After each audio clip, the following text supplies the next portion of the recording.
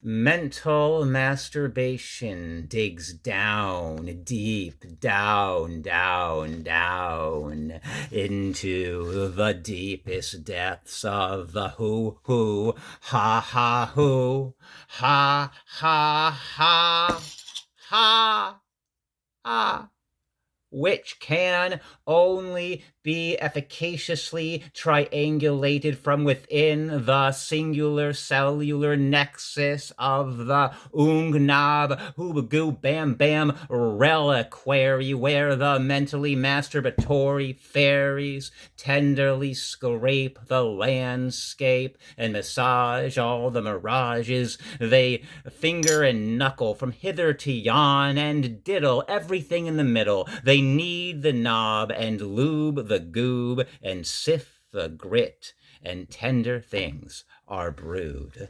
Therein inneth the Ungnab Hoobagoo Bam Bam crucible, the darkness and the incandescence, the black ink and the pure snow, the stench and the incense, the mucus and the wine, the stinking landfill and the urban myrtle, the decay and the nourishment are thoroughly mish-mashed, splish-splashed, blenderized, tenderized, amalgamated, integrated, ritualized, synthesized, realized into shadows of light, breathing in and out of the sinuous creases of the soles of the feet of interbreeding demons and angels. Anyway, that poem goes on for another 6 or 7 or 8 minutes or so. That's not what this video is about. Yeah, I haven't made, I haven't even had a desire to make a YouTube video in a long time, and it seems, it's kind of funny because for a while it was like really engaging and compelling, and even now it's been so long I feel a little weird even making this video, but it's like it's okay to feel weird, so hey, here we are. And I doubt more than even 10 or 20 people will even watch it. But still, I mean, 10 or 20 people, if there's like 10 or 20 people physically in this room listening to me, that would be like a meaningful, human experience, and so, hey, it's the internet. It's the world, weird world we live in. So, anyway, yeah, this is just a Bismarck. I still exist. I'm probably not going to make another video after this, but anyway, I guess like pretty much just living my life, trying to keep things simple. I mean, I'm still doing some degree of like creative writing. I don't pursue it as intensively as I used to. Used to be like this fanatical passion of mine, creative writing, dreaming of writing a novel, and I completely gave up the novel idea a long time ago because it just became too. The process was too tedious. It just didn't work in the end for me. But I still occasionally, I usually do, now I just mainly stuff for the microphone. Like I've last year or two, I've, written a few stories, short stories for the microphone, some poetry for the microphone. So that's pretty much, I still do that. Probably go up to a microphone maybe like 7 or 8 times a year.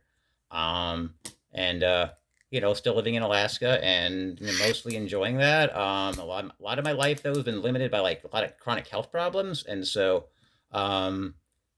in other respects, I ultimately have a lot to be grateful for, and I'm always am continuously trying to remind myself, mentally and emotionally, is to the extent that I'm able, of the things that I have to be grateful for. Uh, and I don't want to make this video like insanely like long. I'm just trying to touch a few things.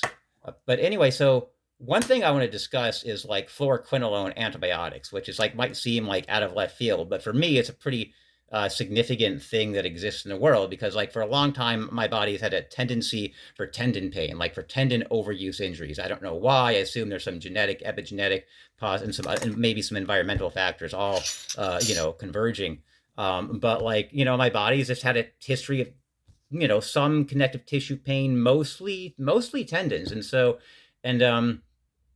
fluoroquinolone antibiotics, they're like one possible thing they can do is they can like damage tendons, and like any doctor will tell you that it's extremely rare that something like that happens, and it is the case that most people do tolerate those antibiotics perfectly well, but I do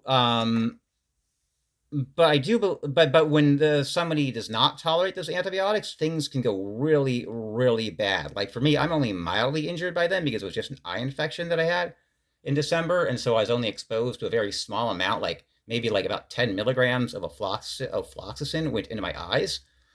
And then like only a fraction of that would have entered my general blood circulation. But I mean, there's actually a good subreddit, r/floxies. In the video description, I'll add anything that I feel like I missed in this video. Just I haven't really prepared anything. I'm just talking off off the cuff. But like some people who are severely injured, they can be like, healthy 22-year-olds have been put into wheelchairs by these antibiotics when there's a severe reaction. It's like it's that bad, and most people recover like 90 to 95%. Some people never recover. There's people who have been, who are 10 years later they still can't walk because the antibiotics have injured them so bad. And one thing that's really like any doctor you talk to will emphasize just how rare it is that you might have a severe adverse reaction to one of these antibiotics. But the thing is, when there's like, I've been on the subreddit for these people who've been injured by these antibiotics, and there's countless stories of people who have been, it's obvious, like so self-evident and clear and beyond doubt to anyone who engages in even a most rudimentary quantity of sincere critical thinking that these people have been severely injured by this antibiotic, and then they try to tell it to the doctor, and the doctor just doesn't want to attribute it to the antibiotic because they just like, oh, it's so rare, it can't possibly ever happen ever,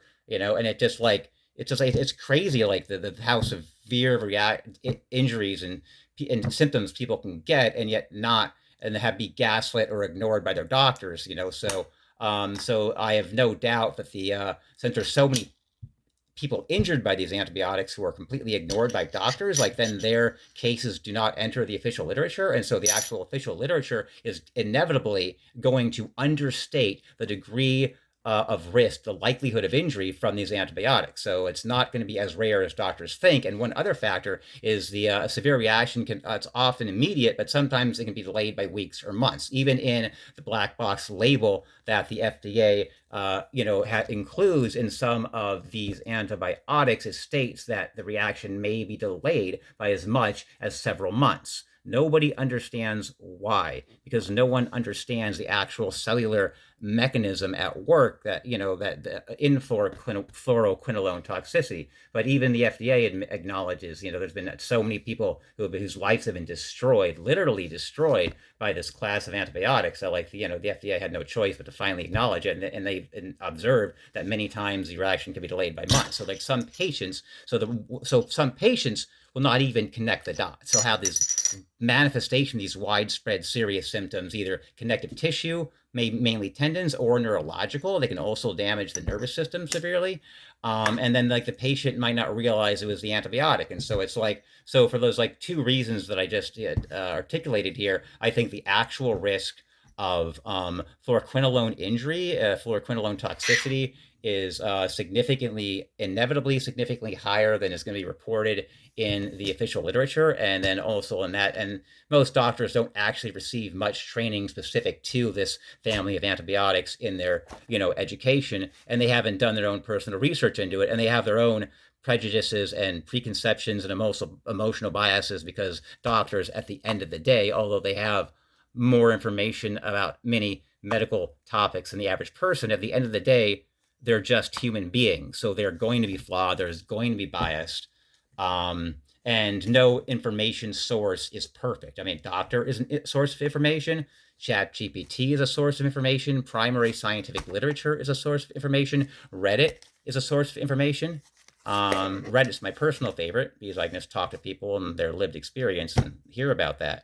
But every source of information has certain strengths and certain limitations. And so doctors as a source of information are inevitably, invariably, inescapably going to be limited and, just not perfect sources of information. I just have so many times I've had medical professionals give me objectively false information. The one good convenient example of that is like with the after I a few weeks after the exposure to the eye drop version of ofloxacin, I developed widespread new tendon symptoms throughout my body. One of the doctors at the clinic that I talked to, who is, he said that like, oh, well, it's not going to, an eye drop solution of a medication is not going to get into the general blood circulation, which I just on the surface of it seems completely absurd to me. It's like, there's all these cells, every little cluster of cells or structure of cells in the body is intimately interconnected with adjacent cells and structures in the body. That just, that's a basic biology. In any event, like I got home and within an hour of research, just an hour of research on the internet, I found an article in the Open Ophthalmology Journal, primary, official primary literature for, the field of medicine that deals with the eyes. And it explored the multiple mechanisms, several mechanisms by which, eye drop solutions of medications enter the general blood circulation. Like if they said, both lipophilic and hydrophilic medications readily permeate the mucosal membrane of the conjunctiva of the eye. It just says, like lipophilic penetrate it more, but even hydrophilic also penetrate it. And then also like the eye is constantly flushing fluid into there's two little apertures here in the inside of the eye, and those apertures connect to it was the nasolacrimal duct, I think, and that is connected to the nasopharynx, and all that stuff is in there. It's highly vascularized tissue. Just think of all the, that absorbs molecules really readily. Just think of all the, recreational drugs that people, insulfate. Insulfate's a fancy word for snorting. I like the word. It's fun. Anyway, so like, and then this article, it listed like 40 or 50 or 60 eye drop medications that have systemic side effects specifically because they enter general blood circulation. So they're like within an hour, I found this article that proves definitively and objectively that the doctor's statements were simply wrong. Okay, and then I found another article that like looked at like a group of women like had eye infections, bacterial conjunctivitis, and they received the exact same type of antibiotic I did, ofloxacin 0.3%, and then their blood serum levels of ofloxacin were measured throughout the study, and so like and based on that, the blood serum levels of ofloxacin were very low. But you do a few simple calculations, that I think the average levels was between 1 nanogram per milliliter and 2 nanograms per milliliter, and you do a few simple calculations, and you can figure out that would correspond to between 200 and 400 molecules of ofloxacin for every cell in a human body. So that's basically, for me, then I can expect that while I was treating myself with this antibiotic, there were between 200 and 400 on average, molecules, of this, for every cell in my body times 200 to 400. It's like, so it's easily conceivable and quite reasonable that potentially every single tendon cell in my body could have been exposed to over 1,000 molecules of ofloxacin, of a class of medication known to damage tendons. So, and then there's also the fact that like a few weeks after, when I started developing these widespread tendon symptoms, I got these injuries doing mild physical therapy activities as part of my regular exercise program related to scoliosis mostly. That like I've been doing these exercises religiously for like a year and a half, some of them 2 years. And so I've done them, like some of these exercises I've done well over 100 times, maybe even 200 times. I'm not entirely sure, but like a lot. And I'd done it with, as intensely as I possibly could. I never, ever had any injury or any problems with these exercises. They're just mild exercises that should never, ever, ever have caused any injuries of any kind in any universe. It makes no sense whatsoever. And yet suddenly I have like 6 or 7 tendons in my shoulder area, collar area, upper back area, maybe like as many tendons in my shoulder, collar, upper back on my right side. And like my psoas tendons also were injured from an exercise. And it's just like, and some muscle pain too, which I didn't used to have, like chronic muscle pain lasting for months, also easily irritated by physical activity, which is like the characteristic of all my tendon symptoms, is that like it's brought on by physical activity and it's easily irritated by more physical activity. And so it's like the same symptomatic profile is now being exhibited in some muscles as well. But it's like, but the whole thing is that I did exercises that were supremely mild, that my connective tissues would have been 100% adapted to for many, many months. There's just no universe ever at all in which those exercises could have caused new tendon injuries, and yet they did. It's like the only explanation is the antibiotic, because when these antibiotics injure connective tissue, what they do is it erratically reduces the tolerance of that connective tissue for physical activity.